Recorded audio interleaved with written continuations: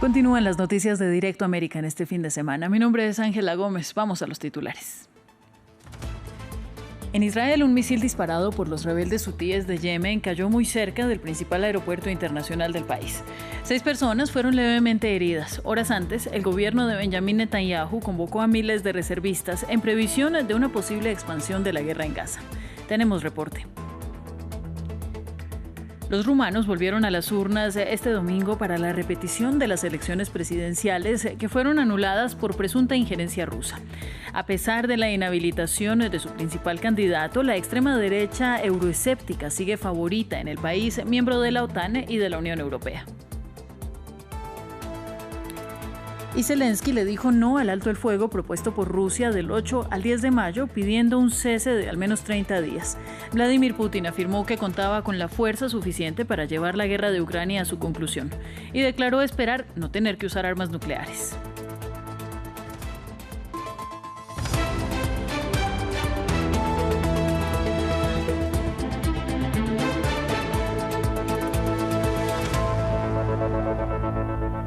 Comenzamos este informativo en Israel. Un misil disparado por los rebeldes hutíes de Yemen cayó cerca del aeropuerto Ben Gurión, principal terminal internacional del país. La explosión causó pánico entre los pasajeros y 6 personas fueron levemente heridas. Los hutíes, respaldados por Irán, reivindicaron el ataque, afirmando que actúan en solidaridad con los palestinos de Gaza. El ministro de Defensa de Israel, Katz, declaró: quien nos haga daño recibirá 7 veces más daño. Vamos a ampliar esta noticia ahora con nuestro corresponsal para Israel y los territorios palestinos, Federico Cuellar Verena. Un saludo para ti, Federico. Comencemos. ¿Cómo se decanta la situación después de este ataque con misil cerca del aeropuerto Ben Gurión?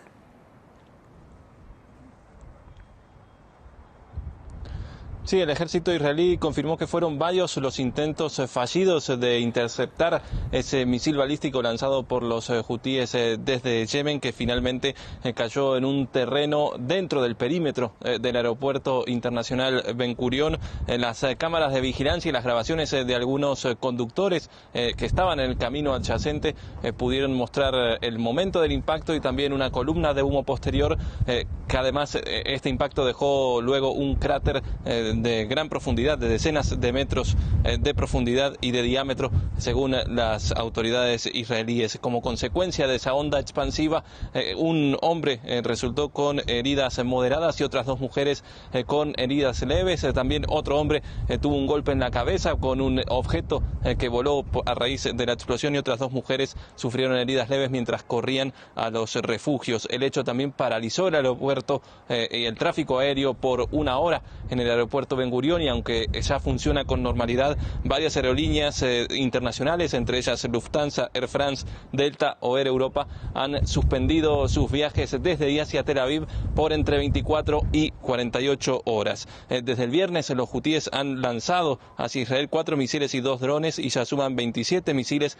desde que Israel rompió la tregua en Gaza el 18 de marzo pasado. Y mientras el grupo rebelde de Yemen se vanagloria de lo que califica como de haber demostrado, mejor dicho, su capacidad para golpear a Israel, el primer ministro israelí Benjamín Netanyahu está evaluando junto a sus jefes de seguridad una eventual respuesta. Hasta ahora, en las últimas ocasiones en estos ataques desde marzo, Israel no ha respondido bombardeando en Yemen, también en parte para no superponerse con los bombardeos masivos que Estados Unidos está realizando contra los rebeldes hutíes, pero de acuerdo a la emisora pública israelí Kan, citando a una fuente de seguridad, tras lo ocurrido en el aeropuerto, Israel no se plantea ninguna línea roja sobre su respuesta. Pues muy bien, Federico, hablemos ahora de lo que se sabe del llamado a reservistas de Benjamín Netanyahu.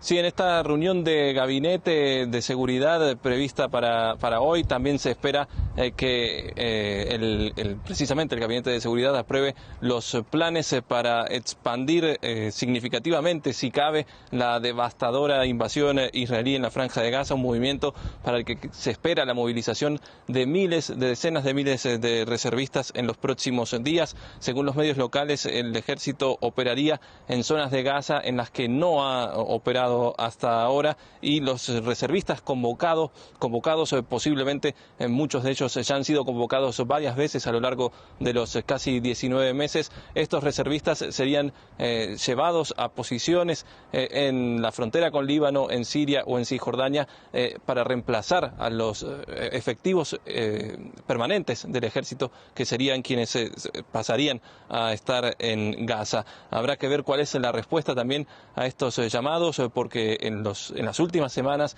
se han pronunciado y se han acumulado varias cartas y firmas de reservistas y ex militares que señalan y que reclaman al gobierno llegar a un acuerdo con Hamás para la liberación de los 59 rehenes vivos y muertos que aún están en Gaza, incluso si eso implica ponerle fin a la invasión. Pero el jueves Netanyahu generó también repudio de los familiares de los rehenes por haber declarado que si bien recuperar a los secuestrados es muy importante, el objetivo final es, dijo, la victoria sobre Hamás. Algunos también de los familiares también ya han expresado su rechazo a esta nueva convocatoria a reservistas, entre ellas a Einab Zengauker, que es una de las caras visibles del movimiento de protesta y que tiene a su hijo Matan secuestrado en Gaza. Ella, por un lado, lamentó la muerte de dos soldados que ocurrió ayer en Rafah, en el sur de Gaza, cuando entraron en un túnel que tenía explosivos,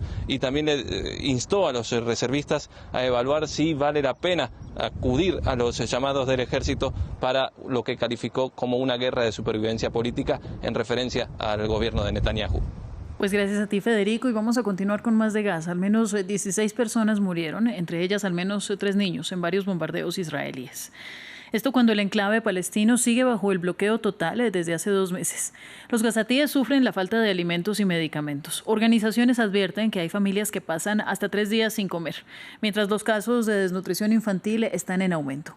Un informe de Martín Gripo. Postales que se repiten a diario. Decenas de gazatíes reclaman un plato de comida en medio del bloqueo al ingreso de ayuda humanitaria que sostiene hace 2 meses Israel, tras la ruptura del alto al fuego con Hamás. Mientras, los depósitos de alimentos y los mercados improvisados están prácticamente vacíos, y el temor de una hambruna generalizada cada vez late más fuerte. Como pueden ver, estas imágenes son posteriores a la distribución. Estas familias, una vez finalizada la distribución, vuelven a esperar. Más de 200 familias no pueden alimentar a sus hijos y regresan a sus hogares sin recibir comida. Muchas de ellas afirman que durante más de 3 días no han recibido nada. La hambruna que azota a la Franja de Gaza no solo es una amenaza, es una realidad que vivimos. Israel justifica que el bloqueo que mantiene es para presionar a Hamás por la liberación de los rehenes israelíes secuestrados desde el 7 de octubre de 2023, cuando la guerra comenzó. El Programa Mundial de Alimentos denunció que sus almacenes están vacíos y la escasez ya causa desnutrición en menores de edad. Y los medicamentos tampoco están ingresando al enclave, mientras los bombardeos diarios de las fuerzas israelíes continúan destruyendo lo poco que queda en pie.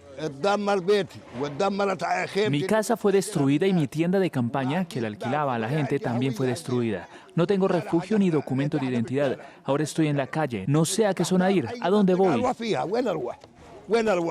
Los gazatíes alertan que los pocos alimentos y medicamentos que quedan en el enclave se venden a precios elevados y la falta de trabajo en una economía en guerra borra cualquier esperanza. Vamos ahora a Rumania, 5 meses después de que se cancelara la primera vuelta de elecciones presidenciales por una presunta interferencia rusa. La ciudadanía volvió a las urnas. El candidato de extrema derecha, Călin Georgescu, quien encabezó los resultados en noviembre pasado, fue inhabilitado por la justicia, pero su aparente heredero, George Simeon, lidera las encuestas de opinión. El candidato de 38 años se opone a la ayuda militar de la vecina Ucrania, critica el liderazgo de la Unión Europea y afirma estar alineado con el movimiento Make America Great Again del presidente estadounidense. Fue a votar con Călin Georgescu y denunciaron la decisión de repetir las elecciones. Estoy aquí para reconocer un fraude como estas elecciones, un fraude orquestado por quienes han hecho de la astucia la única política de Estado. Pero estoy aquí para reconocer el poder de la democracia, el poder del voto que atemoriza al sistema, que aterroriza al sistema.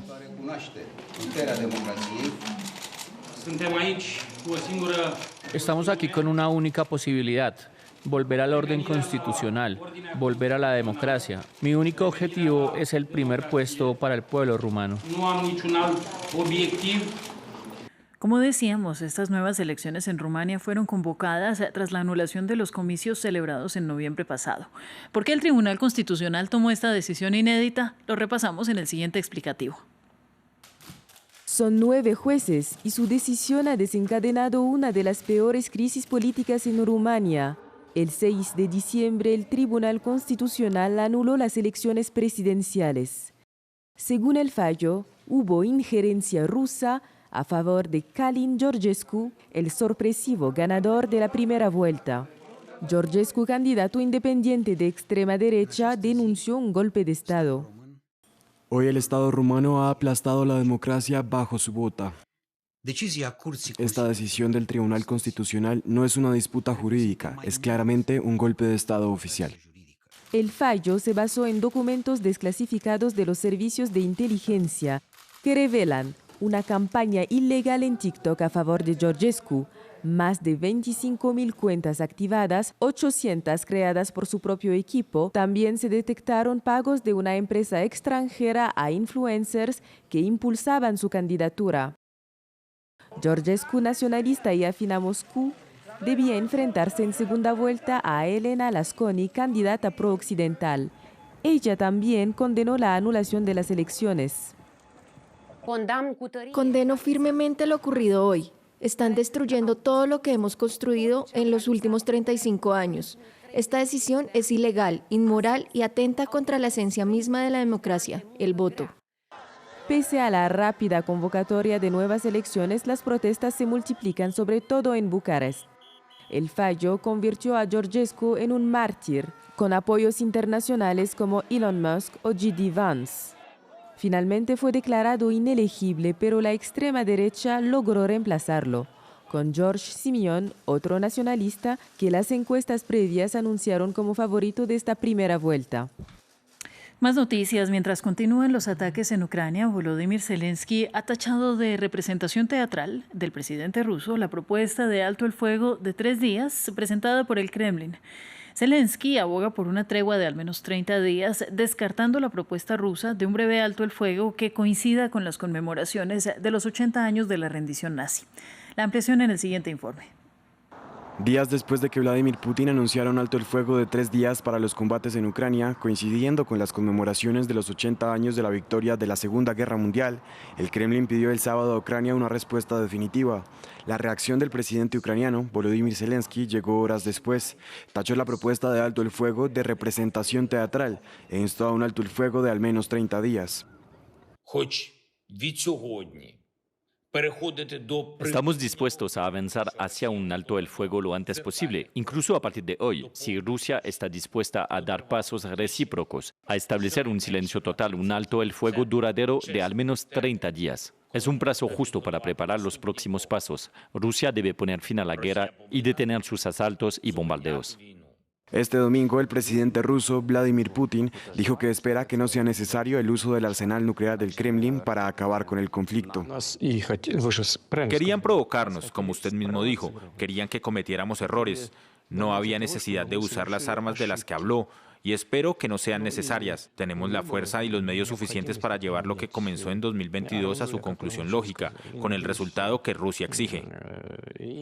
En marzo, el Kremlin se negó a aceptar una tregua incondicional de 30 días propuesta por Washington, una iniciativa que Ucrania aceptó. En las últimas semanas, Estados Unidos ha intentado cerrar un acuerdo entre ambas partes y Donald Trump ha amenazado con retirarse de las conversaciones si no ve progresos. Trump ha expresado su frustración por los continuos ataques de Moscú a Ucrania. También este domingo, un ataque ruso con drones contra la capital ucraniana causó daños en varios edificios residenciales. Vamos al cierre en Brasil. Lady Gaga realizó un masivo concierto gratuito en Río de Janeiro y la playa de Copacabana atrajo a más de 2 millones de personas. La cantante de 39 años actuó por última vez en Brasil en 2012. Ahora presentó su último álbum Mayhem, que la crítica considera su regreso a sus orígenes musicales. La ciudad estima que la visita de Gaga, financiada principalmente por patrocinadores privados, pudo inyectar más de $100 millones en la economía local. Síganos en france24.com y buenos días.